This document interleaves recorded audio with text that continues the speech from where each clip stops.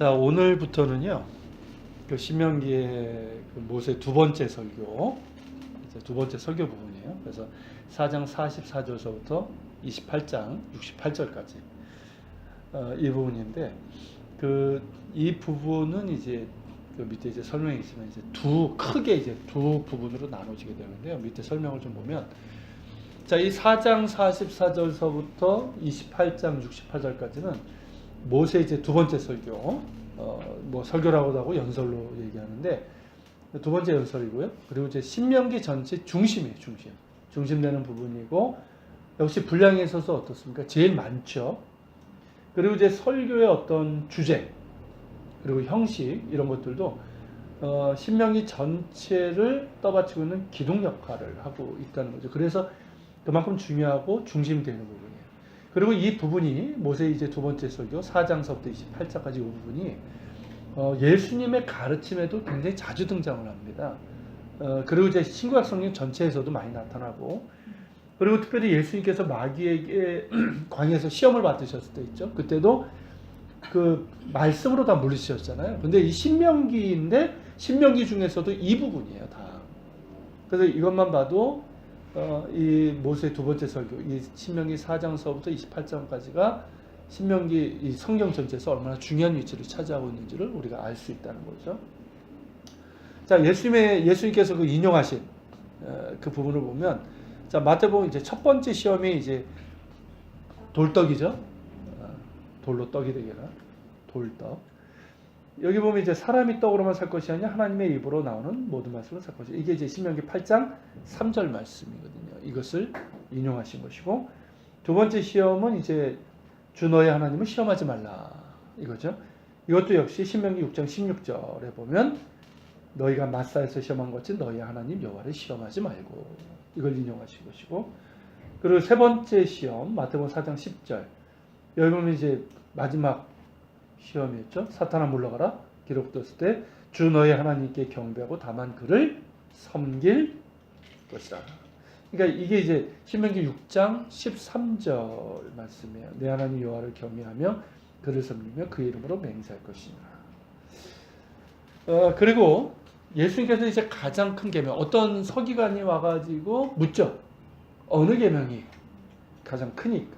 그때 이제 가장 큰 계명이라고 하셨고, 그리고 오늘날까지도 이스라엘 사람들, 유대인들이 가장 중요하게 여기는 쉐마라고 그러죠. 정확한 말은 슈마인데, 이 쉐마도 이 두 번째 설교에 위치하고 있어요. 그 쉐마가 바로 이제 이 첫 번 복음서에 보면 마태복음 27장 30절 38절 나오죠. 내 마음을 다하고 목숨을 다하고 뜻을 다해 주 너희 하나님을 사랑하라 하셨으니 이것이 크고 첫째 되는 계명이요. 이게 바로 신명기 6장 4절 5절 말씀이잖아요. 이스라엘아 들으라. 그러니까 히브리어 성경에는 들으라가 먼저 나와요. 들으라가 쉐마예요, 쉐마. 그래서 이 부분을 쉐마라고 하는데, 여기서도 그거잖아요. 우리 하나님 여호와는 오직 유일한 여호와시니 너는 마음을 다하고 뜻을 다하고 힘을 다하여 내 하나님 여호와를 사랑하라. 이거죠. 그러니까 굉장히 중요한 부분이에요. 이 모세 두 번째 설교는 이제 네 부분으로 나누는데, 그 첫 번째 단락인 4장 44에서 49절은 서론에 해당되고요.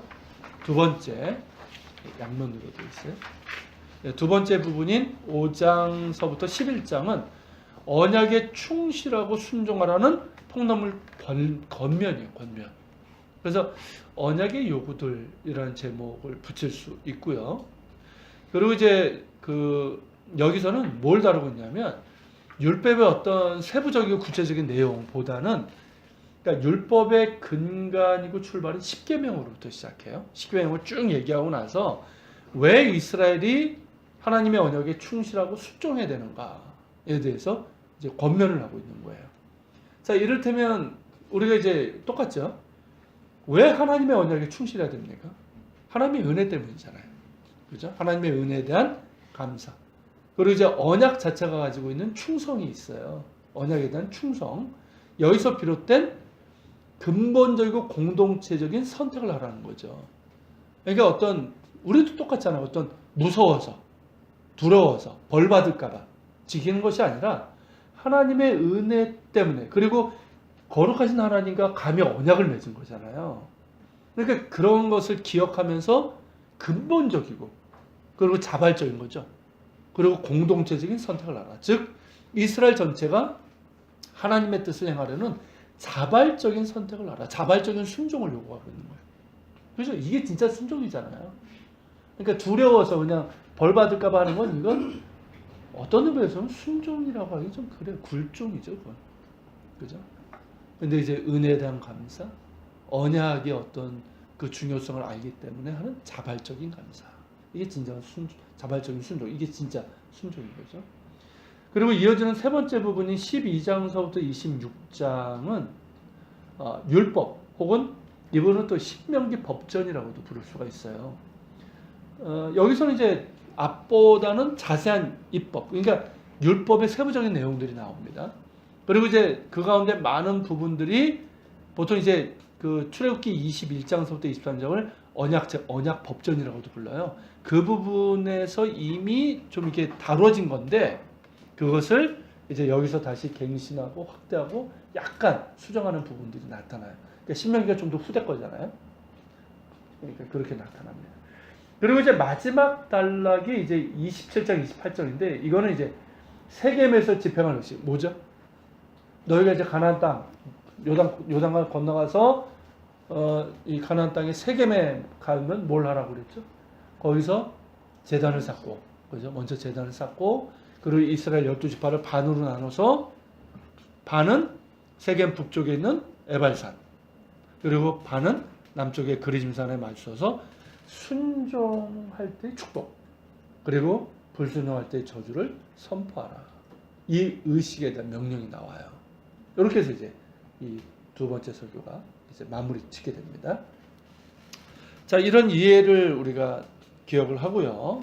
내용을 보면 먼저 이제 서론인데 뭐 서론은 그냥 말 그대로 서론이에요. 여기서 보면 제가 다 넣지 않고 일부만 넣는데 자, 모세가 이스라엘 자손에게 선포한 율법은 이러하니라. 이스라엘 자손이 애굽에서 나온 후에 모세가 증언과 규례와 법도를 선포했으니 요단 동쪽 벳볼 맞은 곳 골짜기에서 그리하였더라. 자, 이거는 이미 앞에서도 얘기했던 거죠. 이게 몇 번 반복돼요. 그러니까 모압 건너편, 요단 건너편, 모압 그쪽에서 뭐 이런 식으로. 그러니까 뭐 이미 앞에서 제시한 이야기를 요약해서 이제 두 번째 설교를 잇고 있는 거죠. 그러니까 모세가 이스라엘 자손에게 선포한 율법은 앞서 거론한 것처럼 어디에서? 요단 동편 모압 평지에서 선포한 것이고 그 대상은 누구다? 광야 세대들. 그러니까 출애굽 세대가 아니라 광야에서 태어난, 그죠? 출애굽 시 어렸거나 그런 세대들이란 거죠. 자, 이제 본격적인 내용은 이제 십계명서부터 시작되는데 십계명이 이제 5장 1절서부터 21절입니다. 근데 이제 먼저 이제 서론적인 이야기를 조금 해요, 모세가. 자, 이 언약은 오늘 여기 살아있는 우리가 세운 것이라. 자, 1절부터 3절까지 읽겠습니다. 모세가 온 이스라엘을 불러 그들에게 이르되 이스라엘아 오늘 내가 너희의 귀에 말하는 규례와 법도를 듣고 그것을 배우며 지켜야 하라. 우리 하나님 여호와께서 호렙산에서 우리와 언약을 세우셨느니 이 언약은 여호와께서 우리 조상들과 세우신 것이 아니요 오늘 여기 살아있는 우리 곧 우리와 세우신 것이다. 자, 여기서 모세가 강조하는 게 뭐냐면 언약, 그러니까 언약 관계라고도 할 수 있고 언약이라고 할 수 있죠. 언약의 연속성이에요. 언약의 연속성.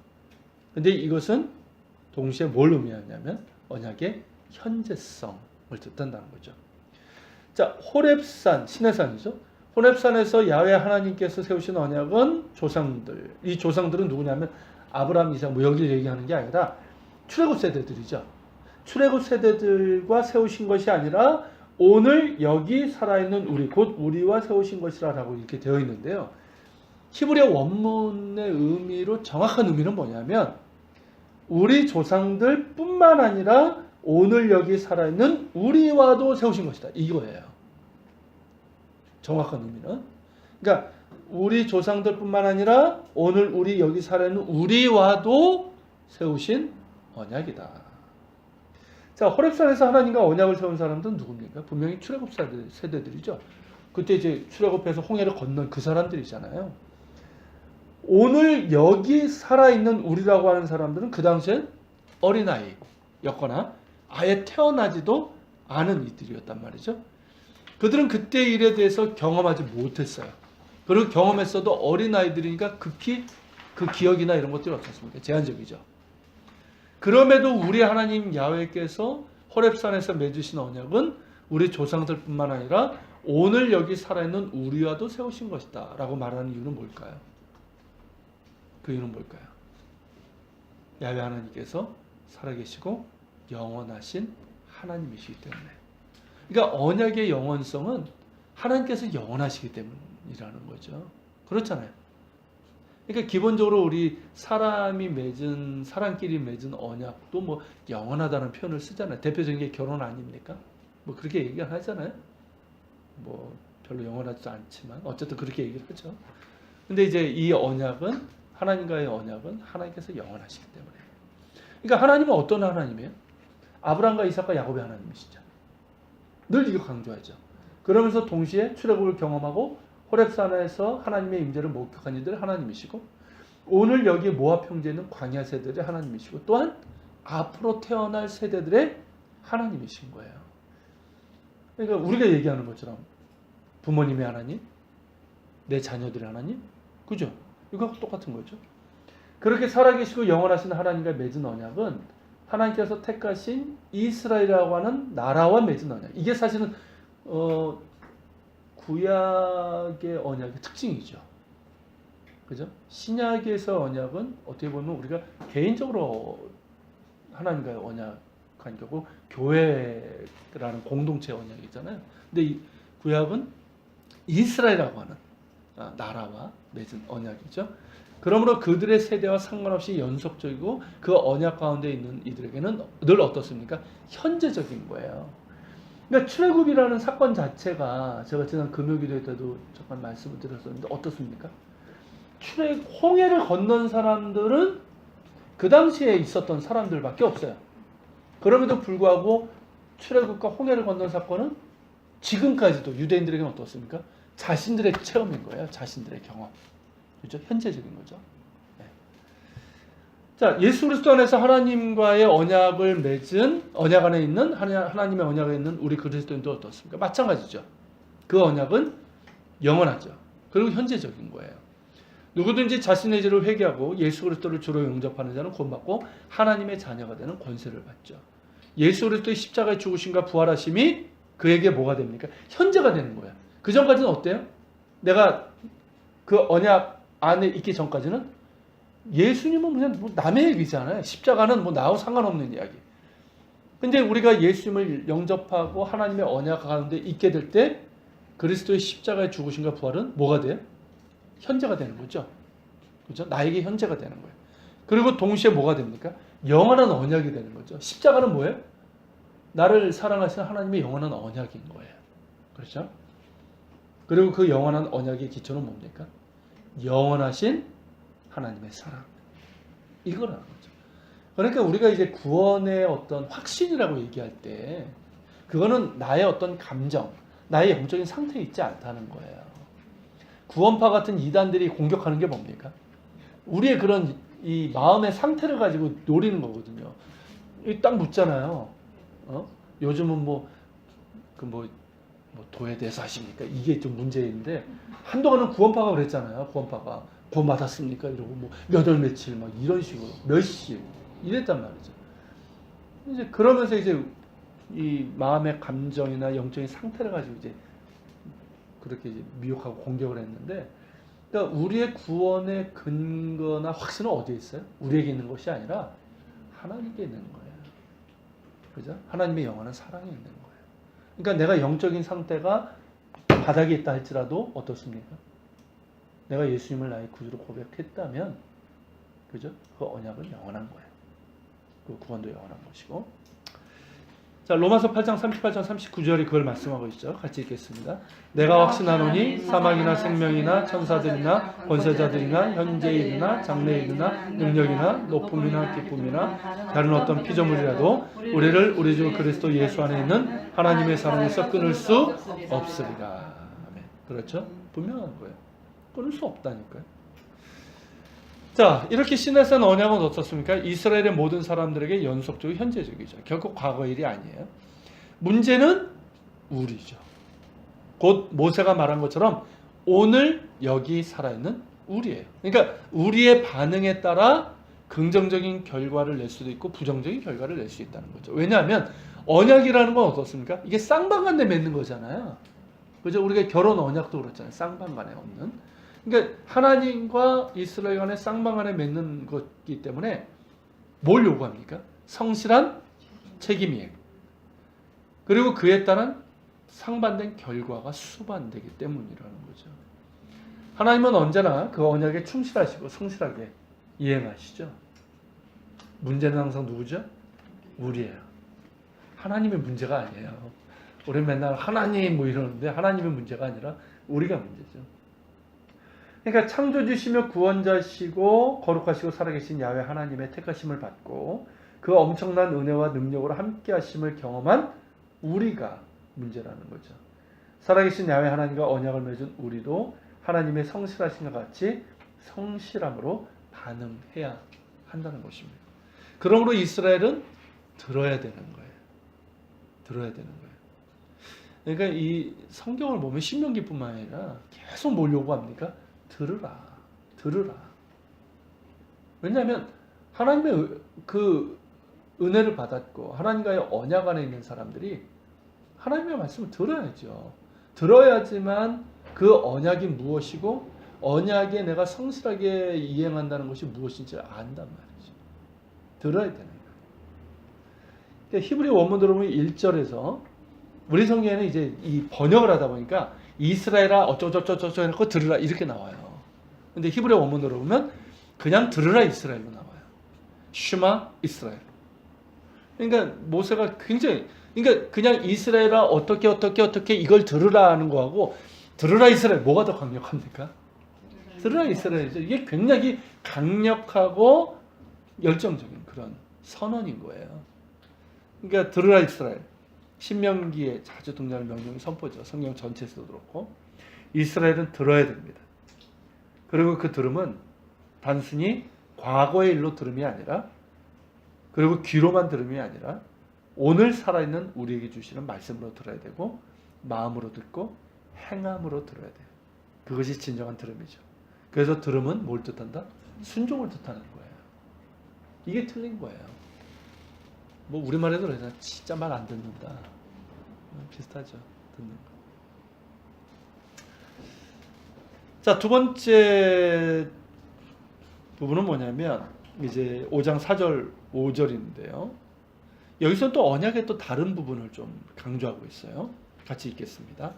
여호와께서 산 위 불 가운데서 너희와 대면하여 말씀하시매 그때 너희가 불을 두려워하여 산에 오르지 못하므로 내가 여호와와 너희 중간에 서서 여호와의 말씀을 너희에게 전하였노라. 여호와께서 이르시되 거기까지인데요. 자, 모세가 야훼께서 산 위 불 가운데서 너희와 대면하여 말씀하셨다라고 했는데 이 말은 은유적인 강조라고 있어요. 왜냐하면 하나님께서 불길 중에서 말씀하실 때 이스라엘 백성은 그 말소리만 듣고 형상은 보지 못했죠. 이게 신명기 4장 12절 15절에 나와요. 볼 수도 없죠. 그리고 만일 본다면 죽을 수밖에 없죠. 그렇죠? 그러므로 이 말은 뭐냐면 하나님과의 직접적이고 인격적인 만남을 의미하는 거예요. 그렇죠? 물론 이제 모세가 중재자 역할을 했죠. 중재자 역할을 했지만 그들은 보이지 않지만 살아계신 거룩하신 하나님의 임재를 보았잖아요. 그리고 인격적으로 그들에게 말씀하시고 그들과 언약을 맺으시고 그들 가운데 거하시는 하나님. 그죠? 성막이죠. 이걸 경험을 했잖아요. 그죠? 그걸 얘기하는 거예요. 그리고 언약은 기본적으로 뭡니까? 관계죠. 그렇잖아요. 우리가 이제 뭐 노예 계약 얘기하잖아요. 그거는 왜 얘기를 합니까? 인격적인 관계가 없기 때문에 그래요. 그러니까 언약은 기본적으로 관계이고 인격적인 관계를 기반으로 하는 거예요. 언약 관계는. 그러니까 이게 놀라운 거예요. 그러니까 창조주 하나님, 거룩하신 하나님하고 피조물이고 죄인인 인간이 동등한 인격적인 관계에서 언약을 맺을 수 있습니까? 안 되는 거예요. 그죠? 사람들과 관계에서도 심지어 그런 관계인데 근데 놀랍게도 하나님께서는 뭐 어떻게 하시냐면 당신이 일방적으로 은혜를 베푸신 거잖아요. 그럼에도 불구하고 동등한 언약 관계, 인격적인 관계를 맺으시는 거예요. 그러니까 이게 언약의 인격성이에요. 그죠? 하나님은 결코 우리에게 무례하지 않으세요. 그래서 인격적인 하나님이세요. 그러니까 거룩하신 하나님은 그렇게 이스라엘과 인격적인 관계를 맺으셨습니다. 그러니까 이스라엘 역시 어때요? 인격적으로 반응해야 되는 거예요. 인격적으로. 그렇죠? 자, 이제 십계명에 대한 부분인데요. 십계명. 자, 나는 너를 애굽 땅 종되었던 집에서 인도해낸 내 하나님 여호와라. 제1계명. 편하게 이렇게 들으시다 이렇게 보시다 그러세요. 네. 네. 들으시면서 이렇게 보세요. 자, 제1계명 6, 7절 한번 읽겠습니다. 나는 너를 애굽 땅 종되었던 집에서 인도하여 낸 내 하나님 여호와라. 나 외에는 다른 신들을 내게 주지 말지니라. 자, 이제 본격적인 십계명인데요. 이게 출애굽기 20장 2절부터 17절에 이제 십계명이 있잖아요. 그게 이제 오리지널이고 먼저 것이고, 그리고 이제 신명기하고 이제 비교를 하면 단어 몇 개 차이. 그러니까 뭐 약간 그 단어 차이를 제외하고는 실제적으로 같아요. 그리고 이제 출애굽기와 같이 신명기에서도 십계명의 시작은 7절이 아니라 6절이라는 것이죠. 많은 경우 이제 7절을 1계명으로 보세요. 나 외에는 다른 신들을 내게 두지 말라. 보통 이거를 우리는 1계명으로 얘기를 하고요. 우리 성경에도 보면 맨 뒤에 이렇게 보면 십계명 나오잖아요. 그렇게 나와요. 그리고 이제 앞에 나는 너를 애굽 땅 존대했던 집에서 인도해낸 내 하나님 여호와라. 이거는 서론처럼 이렇게 나온단 말이에요.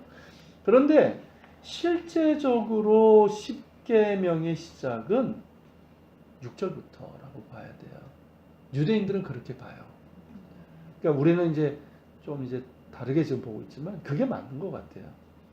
그러니까 이 6절은 제1계명의 시작이 포함되면서 동시에 뭐가 되냐면 십계명 전체 전제, 대전제.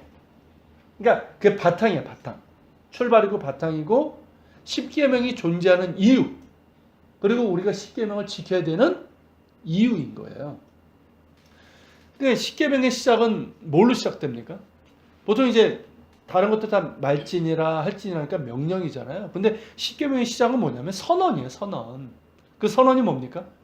나는 너를 애굽 땅 종되었던 집에서 인도하여 낸 너의 하나님 여호와라.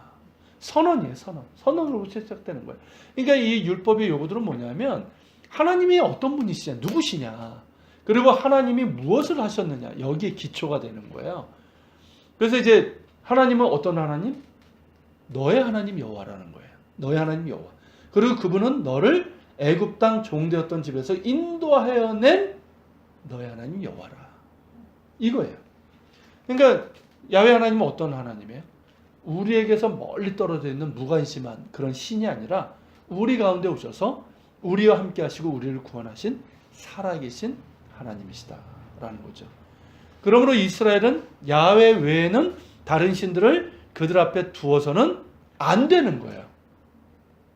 그죠?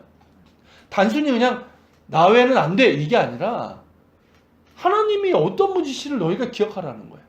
그분이 어떤 분인지. 애굽에 노예됐던 너희들을 인도해낸 너희를 구원하신 너희의 하나님 여호와라는 거죠. 그러므로 너희는 야훼에는 다른 신들을 두어서는 안 된다는 거죠. 그렇죠? 자, 다른 신들, 그 우상들은 그들의 하나님이 아니죠. 그리고 그들은 죽은 우상이기 때문에 아무것도 그들을 위해서 할 수 있는 게 없어요. 오직 야훼라 하신 하나님만이 그들을 애굽에서 인도하셨고 그들을 위해서 행하시는 그들의 하나님이신 거죠. 이렇듯 십계명과 그 율법의 준수의 전제는 그들을 구원하신 하나님의 은혜예요. 은혜. 그러니까 그 전제는 뭐냐면 은혜라는 거죠. 도저히 갚을 수 없는 은혜잖아요. 이 은혜를 주셨기 때문에 하나님을 경외하고 그분께서 주신 명령에 따라 사는 거예요. 그러니까 구원의 은혜가 있었기 때문에 율법이 있다라는 거예요. 이게 굉장히 중요한 거거든요. 예수님 당시에 유대인들이 잊어버렸던 게 이거 아니에요? 그죠? 그러니까 율법을 강조하다 보니까 은혜를 잊어버린 거예요. 은혜를. 구원의 은혜가 있기 때문에 율법이 있는 것이지 율법이 구원에 이르게 하는 게 아니거든요. 그러니까 율법을 행한다는 거잖아요. 언제나 은혜가 먼저예요. 은혜가. 그러므로 십계명을 포함한 모든 율법은 구원의 길을 제시하는 구원법이 아니라, 그러니까 예수님 당시의 유대교는 이렇게 생각을 했죠. 그죠? 율법을 행함으로 의에 이룰 수 있다. 그렇게 생각을 했어요. 그러니까 율법은 구원법이 아니에요. 그걸 다 지키면 구원받는다. 이게 아니에요. 그러니까 율법은 뭐냐면 하나님의 은혜로 구원받은 사람들, 그러니까 하나님의 백성이죠. 하나님의 백성이 하나님의 백성답게 살 수 있도록 그 길을 가르쳐주는 성민법, 거룩한 백성의 법이에요. 그렇죠? 레위기에서 말씀하신 내가 거룩하니 너희도 거룩하니, 이거를 하나님의 백성 아닌 사람들에게 얘기하시는 게 아니에요. 하나님의 은혜로 하나님의 백성이 된 사람들에게 말씀하시는 거예요. 내가 거룩하니 너희도 거룩하라. 그죠? 성민법이에요. 그러므로 율법 자체를 의에 이르는 길로 여기면 그 율법이 어떻게 될까요? 묶여버리는 거예요. 그러니까 자유를 잃죠. 왜냐하면 내가 이 물을 마셔도 되나? 이 커피를 마셔도 되나? 똑같은 거잖아요. 여기 묶여버리는 거예요. 그러니까 만약에 이걸 못 지키면 나는 그냥 정죄가 되는 거고요. 스스로. 그리고 내가 이걸 뭐 지켰다고 한다면 어떻습니까? 자기 의죠. 그렇죠. 자기 의죠. 난 잘난 거예요. 그냥. 나 자기 의죠. 그런 자기에게 빠지고 마는 거예요. 그러니까 이게 행위 구원이라는 것이, 행위에 어떤 초점을 두는 것이 이렇게 위험해요. 근데 이게 오늘날 우리 개신교에서도 이런 측면으로 흐르는 경우가 참 많아요. 의외로 많아요. 의외로 많아요. 그러니까 치우치는 것 같아요. 그러니까 우리가 행위로 구원을 받거나 그러면 아니면 또 은혜로 구원받았으니까 성화의 고통을 행위 구원 자체뿐만 아니라 우리가 꼭 뭘 해야지만 하나님이 뭐 어떻게 하실 것 같은. 그러니까 우리가 해야 될 건 딱 그 하나밖에 없거든요. 믿음이고 믿음에 따른 순종이에요. 이거밖에 없는 거예요. 근데 이제 자꾸만 우리 인간 자체가 그래요. 자체가 자꾸 이제 율법적인 행위적인 그런 걸로 이제 모르죠. 싫어요. 네. 그죠. 그래서 이렇게 저는 좀 그런 게 있는 것 같아요. 이렇게 목회자들도 그렇게 교인들도 이렇게 보면은 이게 제 표현이에요. 숨이 좀 턱턱 막히는 분들이 있어요. 너무 경건하셔서 위험해요.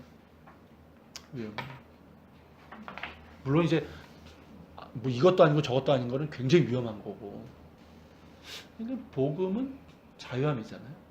그 자유함이 내 멋대로 한다는 것이 아니라 어떤 행위, 율법, 이런 거에 이제 묶이지 않는 거거든요. 저희 이제 관음에 가서 이제 대리성가 사모님이 오셨어요. 그래서 우리 이제 관음의 목사님들은 적어도 그러니까 가요를 부르면서도 자유하신 분들이 많으시거든요. 그래가지고 그분이 이제 막 옛날에 제가 놀았을 때 불렀던 노래예요. 그러면서 이제 송창식 노래를 부르니까 막 우리가 화가하면서 그 방향으로 가달라고. 심지어 저는 그 송창식의 사랑이야를 신청을 했더니 앵콜송으로. 전 구레네 시몬이 생각나거든요. 그 노래를 들으면. 그랬는데 그 사모님이 너무 당황을 하시는 거예요. 그래서 아니 건전가요를 자기가 신청받기는 앵콜송을 처음이라면서 그걸 딱 자르고 이제 돌리시더라고요. 그래서 민망했죠. 그러니까 이제 나와서 조현선 목사님이 우리끼리 부르자 그 사람이야. 그러니까 맞아. 너무 텀시하고. 자, 뭐 다른 적당한 예인지는 모르겠지만. 자, 계속 보겠습니다. 자, 늘 경계해야 돼요. 자, 하지만 자, 우리가 이게 굉장히 중요한 게, 그러니까 율법주의에 빠지면 안 되는 부분이 있지만, 하지만 율법 자체를 무시해버리는 경향도 굉장히 조심해야 돼요. 그러니까 하나님의 은혜를 기억하면서 은혜를 받은 자답게 살기 위해서 계명을 지키고자 한다면 순종을 통한 거룩의 능력, 풍성한 열매, 신앙의 인격과 삶의 성장이 주어지는 거예요. 그죠? 하나님께서 말씀하시기로는 정말 거룩한 백성으로서의 열매를 맺어가게 되는 거란 말이죠. 그러니까 율법은 그러니까 십계명이죠. 그러니까 우리가 구약에 있는 모든 율법을 오늘날 그대로 액면 그대로 문자 그대로 유효하다고 얘기하면 안 돼요. 근데 이제 율법의 근간은 십계명이잖아요. 이 십계명을 중심으로 한 뼈대 이 근간은 복음의 은혜 안에서 오늘 우리에게도 여전히 유효하다는 거예요. 율법은 폐기된 게 아니에요. 자꾸 율법 폐기론자들이 있어요. 미안한 말이지만 무식한 거예요. 그러니까 예수님은 율법을 완성하러 오셨다고 친히 말씀하셨어요. 그러니까 예수님께서 그 바리새인들이나 이런 걸 책망하신 이유는 뭐냐면 율법주의죠. 율법의 어떤 행위를 어떤 구원의 조건, 자기 의로 내세운 거에 대한 책망이지 율법 자체를 거부한 게 아니에요. 사도 바울도 마찬가지예요. 사도 바울은 복음을 이방인들에게 복음을 전하기 위해서 이방인들처럼 된 것뿐이지 유대인들은 어떻습니까? 유대인들과 똑같이 행했어요. 그래도 율법을 지켰단 말이에요. 무시한 게 아니에요. 근데 자꾸 이상하게 이렇게 해석하는 사람들이 있어요. 그러니까 굉장히 주의해야 돼요. 율법은 유효하다. 그러니까 율법의 완성은 우리를 구원하신 은혜 안에 있어요. 늘 우리가 기억하는 건 은혜가 먼저예요. 은혜가. 그러니까 그 복음의 은혜 안에서 율법은 여전히 우리에게 유효한 거예요. 다만 사도들이 결의를 하죠. 자, 이방인들에게 그때 이제 율법에 그 당시에 유대인들이 중요하게 여겼던 게 특별히 먹는 거잖아요. 먹는 거. 그죠? 할례 그리고 먹는 거 이런 것들인데 그때 이제 사도들이 결정한 게 뭡니까? 사도행전 15장에 보면 이 구약에 있는 율법 그 많은 거 613개의 율법은 우리를 위해서 1차적으로 주신 거기 때문에 이방인들에게는 너무 많은 굴레를 주지 말자라고 결의를 했죠. 그게 성령께서 역사하신 거예요. 그러면서 이제 몇 가지를 줬는데 그 근간을 잘 보면요. 이게 십계명이에요. 십계명. 그래서 십계명은 모든 율법의 요약이고요. 지금도 유효한 실제로 우리가 십계명은 어느 정도 아시잖아요. 예전에 세례 할 때 그 십계명 다 외우게 했었는데 우리가 십계명 이제 계속 배울 거지만 십계명은 지금도 하나님과의 관계 그리고 이제 인간과의 관계에서 너무나 중요한 거예요. 그래서 이거는 이제 우리가 이제 지켜야 되는 법이고요. 그리고 거기서 파생된 이제 그 당시 어떤 이스라엘이라는 특별한 상황하고 연결된 게 아니라면 오늘 우리에게도 유효하다고 볼 수 있는 것들이 참 많아요. 자, 어쨌든 그렇고요. 십계명은 모든 율법의 요약이면서 지금도 여전히 유효한 하나님의 백성의 기본법이고 성민법이라는 거죠. 예수님께서 가장 큰 계명들로 말씀하신 계명이 사실 십계명이에요. 십계명. 그죠? 자, 하나님을 사랑하라. 이웃을 사랑하라. 이게 십계명이잖아요, 결국은. 그렇죠? 자, 이제 구체적인 내용은 이거죠. 그러니까 대전제로서의 이제 제 1계명 첫 구절이었고요. 실제로 이제 실제적인 이제 1계명인데 나 외에는 다른 신들을 내게 두지 말라. 나 외에는 이게 히브리어 원문으로 지역하면은 우리 성경 나 외라고 되어 있는데 내 앞에서라는 뜻이에요. 정확히는 내 얼굴 앞에서 파나이라는 게 나의 얼굴이라는 뜻이거든요. 나의 얼굴 앞에서. 그러니까 하나님의 얼굴 앞에서 하나님 앞에서 다른 신들을 있게 하지 말자. 그리고 이 구절을 전체적인 의미로 번역을 하면 그러니까 우리 성경에는 내게 두지 말라고 그랬잖아요. 정확한 의미는 뭐냐면 너는 너를 위해서 내 앞에서 다른 신들을 있게 하지 말라. 이 뜻이에요. 자, 다른 신들 곧 우상을 숭배하는 이유는 뭡니까? 나를 위해서죠. 그렇죠? 나를 위해서요. 그러니까 인간 자신의 탐욕과 음란을 위해서 우상을 숭배하는 거예요. 그러나 하나님의 백성은 나를 위해 다른 신들을 하나님 앞에 있게 해서는 안 되죠. 하나님의 백성은 하나님의 은혜로 구원받아 오직 살아계신 하나님과만 관계하겠다고 언약을 맺은 사람이잖아요. 그러므로 이제는 나를 위해서가 아니라 누구를 위해서? 하나님을 위해서. 하나님의 은혜를 받은 자니까. 나를 위해서 아니라 하나님을 위해서 살아야 돼. 이게 거듭난 사람들의 특징이잖아요. 정말 예수 믿고 거듭났냐? 그거는 방향을 보면 알아요. 나를 위해서냐? 하나님을 위해서냐?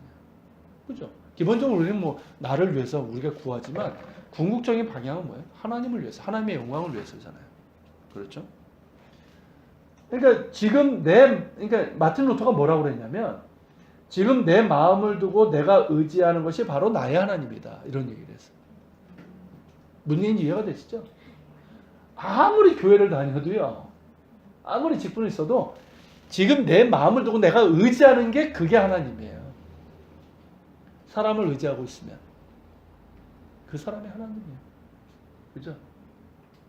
어제 어느 잘 아는 목사님 부부하고 같이 만나서 점심때 식사를 했는데 그분하고 이제 차 마시다가 어느 목사님 얘기를 하더라고요. 근데 그분이 좀 어려운데 표현이 그래요. 좋은 물주를 만나가지고 이렇게 뭐 계속 이러고 있는데 그분한테 그랬대요. 그 목사님이 물주 의지하지 말고 하나님 의지하라고. 근데 하나님이 그 사람을 나한테 붙였다고 생각해요. 그렇죠. 근데 그게요. 그래서 이제 헷갈려요. 근데 그게 보면 알아요. 내가 정말 힘들 때 누구를 먼저 보느냐 이거예요. 네.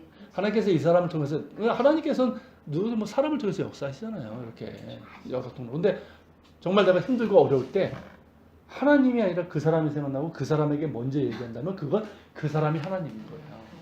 그렇죠? 맞아요. 이게 저도 경험해 봐서 알아요. 와, 이 상황에서 딱 생각나는 사람이 누구냐면 그 사람이에요. 그 사람이면 이 문제를 해결해 줄 것 같고 도와줄 것 같더라고요. 저도 그런 적이 있었어요. 그래가지고 어떻게 할까 전화까지 할까 들고 노르기 지점까지 갔었어요. 그러다가 이제 하나님이 야, 나 봐. 그러시면서 그런 적이 있었는데 그거예요. 참 이게 쉬운 일은 아니에요, 사실은. 그러니까 그죠? 기도 중에 생각나게 하셨다라고 또 그렇게 말씀을 하시니 아니, 생각나게 하실 수 있고 생각나게 하실 수 있고 뜻하지 않게 줄 수 있는데 그러니까 어떤 경우에도 이제 그 사람이 생각날 수 있어요, 먼저. 근데 그 사람에게 먼저 어떤 도움을 청하고 이거는 그 사람이 하나님이 될 수 있어요. 그죠? 그래서 정확한 어떤 생각이 없으면 안 될 것 같아요. 그러니까 사역이 우리 되는 지금 것이 애들 사회사 우리 시험 보고 나서 자기 모니터링하는 시간이 있거든요. 그러니까 틀린 문제 왜 틀렸는지 쓰는 게 있는데 제가 오늘 아침에 문득 야 우리가 기도하는 중에 자기 모니터링을 하는 거구나. 내 마음 속을 들여다보고 그리고 이제 공동체 안에서 일어나는 상황 속에서 내가 어떤 행동을 취했는지 그러니까 CCTV를 생각하다 그 생각이 났거든요. 그러니까 우리가 뭐 어떤 분쟁이 있거나 힘든데 딱 CCTV 하나만 딱 증거물로 제시하면 그 상황을 보면 공통적으로 드는 마음이 있는 게 그러니까 그게 이제 증거가 되는 거잖아요. 근데 이제 우리 기억은 왜곡이 돼서 우리가 이 자리에 있어도 CCTV처럼 우리는 생각을 안 한다는 거죠. 다 왜곡 내 입장에서 생각을 하는 거예요. 내가 본 것만 기억하니까. 근데 이제 기도라는 작업은 이렇게 성령의 조명 하에 그냥 단순히 CCTV로 보이는 게 아니라 그 이면에 흘러가는 힘이라든지 하나님이 나의 왜 그렇게 했는지까지 모니터링을 하게 하는 작업이 아닌가 싶어서 그게 참 중요한 거예요. 근데 그것도 배워야지 알아요. 안 그러면 끝없이 자기 이익 우선처럼 해석을 자의적으로 자기 하게 해석을 되니까 너무 크게 처음에 너무 위험. 주님을 만나고 처음에 부분에 그거를 이제 말씀에 뭐에 이게 되기 전에는 그게 전부 자기 자의적 그렇기 때문에 첫 순위로 나서 말씀을 먼저 배워야 돼. 하나님을 만나면 기본적인 먼저 틀이 있어요. 그래야지 쓸데없는 생각을 안 하는 거야. 에너지 소비도 안 하고. 자, 내 어쨌든, 진리가 자유케 하는 자, 어쨌든 자유해 주시. 나만 바라봐. 그거예요. 자, 그러니까 여기 있는 말씀처럼요. 오직 하나님만을 경배하고 사랑하며 그분께만 나의 마음을 두고 의지하는 것. 그러니까 어떤 경우라도 나를 위해서 다른 우상이라는 게 꼭 어떤 형상을 얘기하는 게 아니잖아요. 그러니까 하나님처럼 삼으면 그게 이제 우상인데 그것들을 하나님 앞에 있게 해서는 안 된다라는 거죠. 제2계명, 자 8절서부터 10절인데요. 같이 읽어볼까요? 너는 자기를 위하여 새긴 우상을 만들지 말고 위로 하늘에 있는 것이나 아래로 땅에 있는 것이나 땅 및 물속에 있는 것에 어떤 형상도 만들지 말며 그것들에게 절하지 말며 그것들을 섬기지 말라. 나는 여호와는 질투하는 하나님인즉 나를 미워하는 자의 죄를 갚되 아버지로부터 아들에게로 3, 4대까지 이르게 하려니와 나를 사랑하고 내 계명을 지키는 자에게는 천대까지 은혜를 베풀리라. 아멘. 자, 여기서 이제 새긴 우상이 나오죠. 새긴 우상은 말 그대로 이제 뭐 돌이든 어떤 점토든 나무든 금속이든 새기거나 그것으로 만든 우상을 얘기하는데, 이게 이제 구체적으로는 이제 이방신들의 어떤 형상, 그죠? 우상이죠, 말 그대로 우상. 우상을 만들지 말라는 그런 명령도 포함되지만 우선적으로 뭐냐면, 이것도 정확하게 알아야 돼요. 우선적인 의미는 뭐냐면 야훼 하나님을 어떤 형상으로 새기거나 만드는 것에 대한 절대 금지의 명령이에요. 그러니까 이방의 우상들을 섬기지 말라. 이게 첫 번째 계명이라고 한다면, 두 번째는 뭡니까? 야훼 하나님의 그 어떤 형상이라도 만드는 것을 금지하고 있는 거예요. 자, 모든 만물 중에 그 어떤 것으로도 야훼 하나님의 형상을 만들어서는 안 되죠. 그렇죠? 하나님은 보이지 않으실 뿐만 아니라 창조주이시기 때문이죠. 그러니까 사람들이 가장 높은 신으로 숭배했던 대표적인 게 태양이에요. 태양신. 이거 태양신은 동서 어느 지역을 막론하고 태양신이 거의 으뜸되는 신이에요. 근데 하나님을 태양빛처럼 이렇게 비유할 수는 있어도 태양으로 형상화한 경우에는 뭐가 됩니까? 태양도 피조물이잖아요. 그러니까 이건 창조주이신 하나님을 피조물로 만들어버리는 거고, 이거는 우상 숭배 중에서 가장 극악한 사악한 우상 숭배가 되는 거예요. 근데 그것을 금지하는 것이죠. 그러니까 만일 피조물로 그것을 하나님이라고 한다면 그것은 가장 사악한 우상 숭배고 하나님을 욕되게 하는 것이죠. 그러니까 신의 산 밑에서, 이게 십계명이 주어지는 바로 밑에서 이 사건이 벌어졌잖아요. 그렇죠? 금송아지 사건. 이게 이제 대표적인 예죠. 그들이 금송아지를 만든 거는 뭐냐면, 이게 이제 사람들이 놓치는 부분이에요. 그냥 금송아지 만들고 우상숭배 이게 아니라 금송아지를 딱 만들어 놓고 이것이, 이 금송아지가 우리를 애굽에서 인도해낸 여호와다. 그거는 뭔가요? 보이게 해달라는 건가요? 불안하죠. 사람들의 심리가 불안한 거예요, 늘. 왜냐하면 지금까지 신이라고 했을 때는 늘 보이는 것, 형상으로 보이는 것만 했어요. 실제로 사람들이 왜 불안합니까? 뭔가가 없잖아요. 그렇죠. 그러니까 보이지 않는 하나님을 믿는다는 것이 이게 사실 쉬운 건 아니에요. 그죠? 보이는. 그러니까 사람들이 왜 이 돈을 숭배하고 만모니즘? 그러냐면 돈은 보이는 현실이잖아요. 보이는 힘이잖아요. 하나님 보이지 않는. 그렇죠? 늘 사람들에게는 뭐가 있냐면 보이는 것을 하나님으로 삼는 그게 있어요. 그러니까 이것도 그거예요. 자, 모세는 올라갔죠. 올라가지고 40일 지나도 내려오지 않네? 그런 거 어때? 불안하니까. 이걸 만든 거지. 만들고, 자, 이제 우리 안전하다. 야, 우리를 인도해낸, 야, 이게 여호와 하나님이니까 이제 우리는 안전하다. 그러면서 그 광란에 우상숭배를 범한 거죠. 이게 인간의 전형적인 모습이에요. 실제로 기독교 역사를 보더라도, 그러니까 그 영적인 암흑기가 이제 중세라고 얘기를 하잖아요. 중세 보면 이런 우상숭배가 굉장히 많아요. 그러니까 성상숭배도 대표적인 경우고, 그죠? 그러니까 하나님에 대한 무지는 늘 무언가 보이는 것을 추구하고 그렇게 되는 거예요. 결국은 믿음은 보이지 않아도 기다리는 그렇죠. 그 너무 쉬운 말인데 너무 쉬운 그럼. 말인데. 자, 계속 보겠습니다. 그들을 애굽에서 인도해낸 내 신이는 금송아지가 아니라 야훼라 하시는 보이지 아니하시지만 살아계신 거룩하신 하나님이시죠. 그러나 그들은 창조주시고 보이지 아니하시는 거룩하신 하나님을 한낱 짐승으로 만들고 우상으로 만들어버리는 극악한 죄를 범했죠. 그러니까 하나님께서 거기서 진노하시고 그들을 다 광야에서 쓸어버리겠다고 하시면 너무나 당연한 거예요.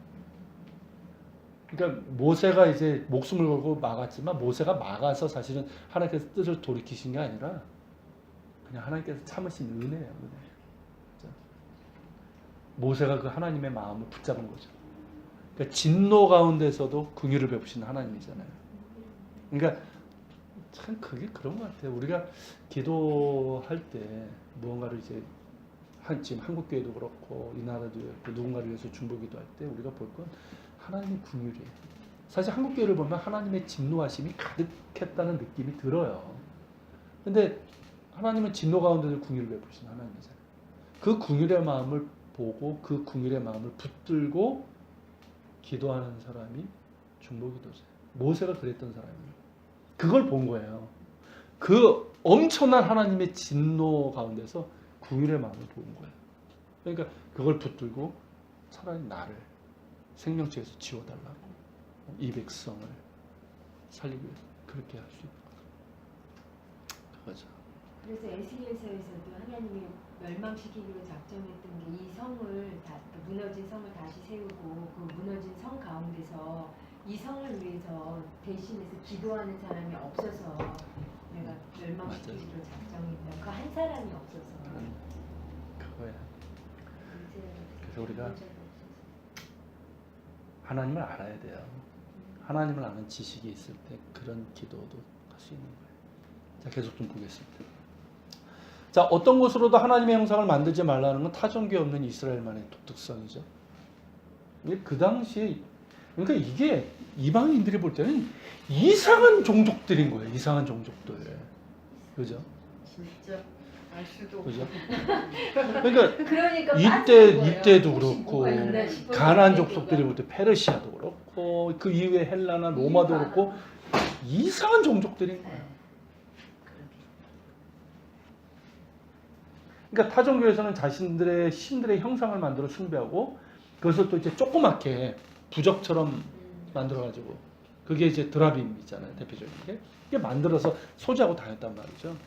그 형상이 힘이 있다고 믿었기 때문이고 형상화된 신으로 자신이 바라는 것을 이룰 수 있다고 믿었어요. 그렇게 함으로써 자신의 소원을 이루고 신의 능력과 축복이 자신에게 임한다고 믿었던 거죠. 이처럼 인간의 기복적인 탐욕에서 나온 게 바로 우상이에요. 그러니까 인간의 기본적인 탐욕이고 자기가 조정을 하겠다는 거잖아요. 그죠? 이게 우상 숭배예요. 그러므로 하나님을 형상하는 것은 뭐냐면 인간의 탐욕으로 하나님을 조정하겠다라는 거죠. 그 자체가 악한 마음. 이건 뭡니까? 미신이에요, 미신. 이거 너무 바라는 거 아니에요? 그죠? 미신. 그래서 우리가 바라는 건데 이게 미신이에요. 우상 숭배. 간절히 바라는 거죠. 그죠? 그러니까 여기서도 이제 너를 위하여 이게 이제 히브리어로 라하인데, 그러니까 너를 위하라고 했는데 이는 너의 탐욕과 이기적인 목적을 위해서, 혹은 인간의 취향대로 하나님의 형상을 만드는 죄를 범하지 말라. 하나님은 나의 방식, 그러니까 나의 욕심대로 조종할 수 있는 수단이 아니에요. 하나님은 수단이 될 수가 없어요. 하나님은 하나님의 방식대로 하나님을 목적으로 삼아 그분만을 경배하고 사랑해야 되는 거예요. 그죠? 그러니까 그분이 우리를 사랑하시는 분이니까 그분은 목적이 되죠. 우리가 그분을 사랑할 때 그분은 우리에게 계속해서 은혜를 베푸시는 거예요. 그러니까 복을 받기 위해서 그냥 하나님께 막 이러는 것이 아니라 그분을 목적으로 삼아 사랑할 때 하나님께서 그 합당한 것들을 주시는 거예요. 일용할 양식을 주시는 것이고. 그렇죠? 이렇게 해야지 관계 형성이 제대로 되는 거잖아요. 그렇죠. 피조물과 종도. 그럴 때 노인까지 되는 거. 그 전까지는 하나님은 우리가 만든 하나님이고 이렇게 하나님의 위치에 서고 우리가 피조물의 위치에 섰을 때만 비로소 하나님에 대해서 알게 되니까. 네, 관계가 바로 물론 이제 물론 하나님은 참 자비로우셔서 떼쓰고 땡강 펴도 이렇게 주시긴 하시는데, 그러니까 우리의 믿음이 이제 성숙해졌다고 했을 때는 모르는 거죠. 떼쓰고 주셨을 때는 우리가 하나님을 그러니까 알 수는 없는 거죠. 그러니까 그렇지. 성경에도 그러잖아요. 다른 거지. 우리가 어린아이일 때는, 그죠? 장성할 때는 달라지잖아요. 자, 계속 보겠습니다. 그리고 여기 보면 나 내 하나님 여호와는 질투하는 하나님인즉 이게 나와요. 질투하는 하나님. 제가 한번 말씀드린 것 같은데 이스라엘 있을 때 어느 한 분이 제가 하도 성경 읽도록 하라고 그러니까 성경 읽다가 이분에서 걸렸어요. 무슨 하나님이 질투하냐? 이건 뭐 이거 질투가 많으시죠. 질투가 많으신 분이었는데 아니 그것인 하나님이 왜 이렇게 쪼잔하게 이렇게 질투하시고 그러니까 이거에 막 걸렸던 분이 있어요. 그래서 제가 그분께 좀 이야기 좀 하고 또 설교 시간 때도 얘기했는데 여기서도 그 내용이에요.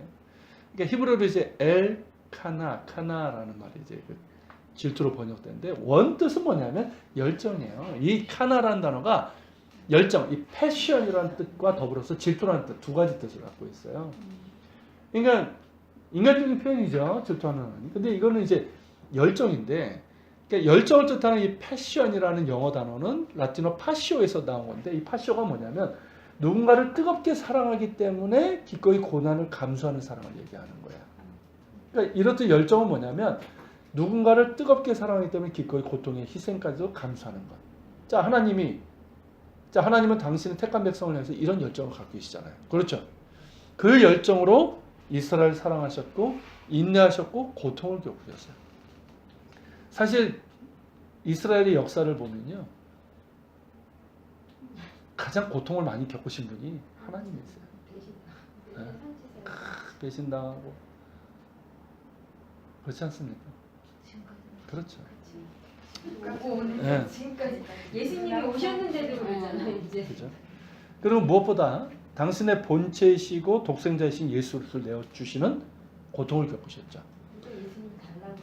그리고 예수님께서는 우리를 구원하시기 위해서 하나님의 본체이시며 성자이심에도 기꺼이 사람이 되셨고 십자가의 극한 고통과 죽음을 겪으셨죠. 그래서 주님의 고난은 주님의 열정이에요. 그래서 Passion of the Christ. 그죠? 그게 맞는 말이죠.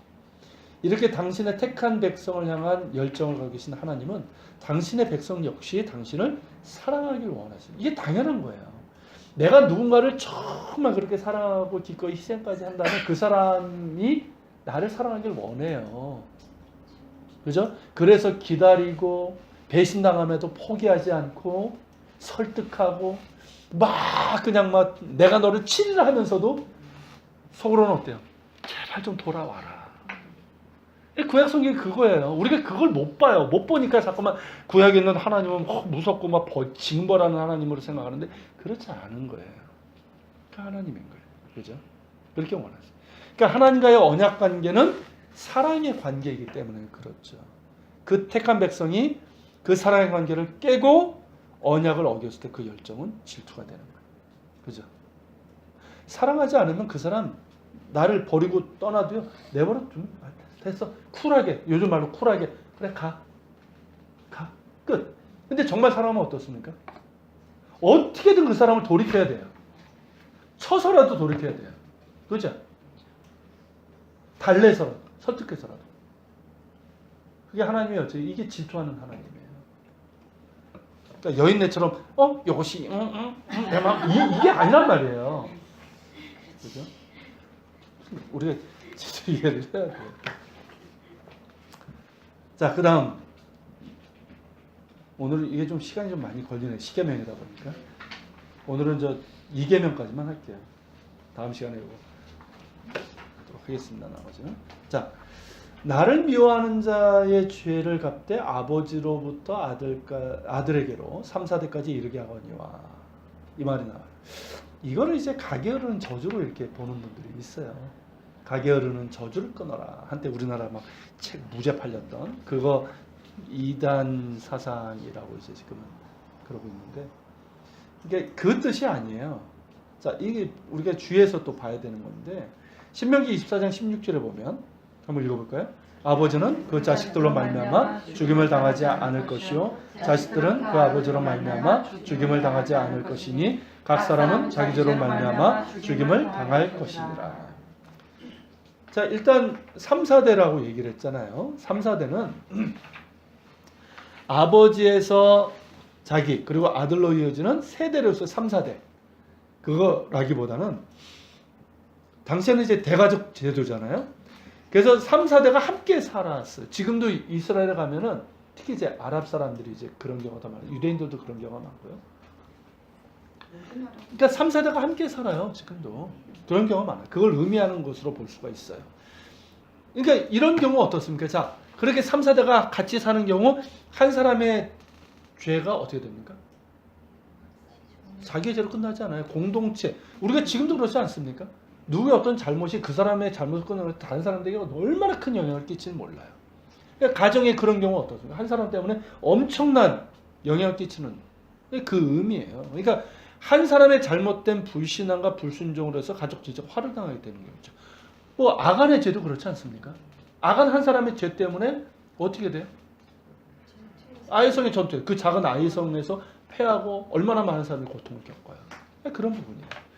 그리고 여기서 이제 강조점은 뭐냐면 3, 4대가 아니라 1000대예요. 1000대. 그러니까 한 사람의 불신앙과 불순종으로 가족에게 화가 임한다면 한 사람의 믿음과 순종은 가족 공동체를 넘어서 그 후손과 주변 사람들에게까지 복을 끼치는 거예요. 그렇죠? 축복의 통로죠. 그리고 계명을 주시는 하나님의 뜻은 징계가 아니라 복이에요. 이걸 우리가 알아야 돼요. 그러니까 이게 참 틀려요. 그러니까 어떤 대부분의 어떤 법이나 이런 계명들은 조금씩 징계 목적이 많은데 하나님의 계명은 뭐냐면 징계가 아니라 복이에요. 복. 그러니까 공의보다 사랑이 없어는 하나님이시잖아요. 그렇기 때문에 벌을 주시기 위해서가 아니라 복을 주시기 위해서예요. 그러니까 하나님이 그러잖아요. 복과 저주를 너희 앞에 두었노니 너희가 택하라. 그죠? 그 말씀인 거예요. 시편 30편 5절 읽어볼까요? 그의 노염은 잠깐요, 그의 온종은 평생이로다.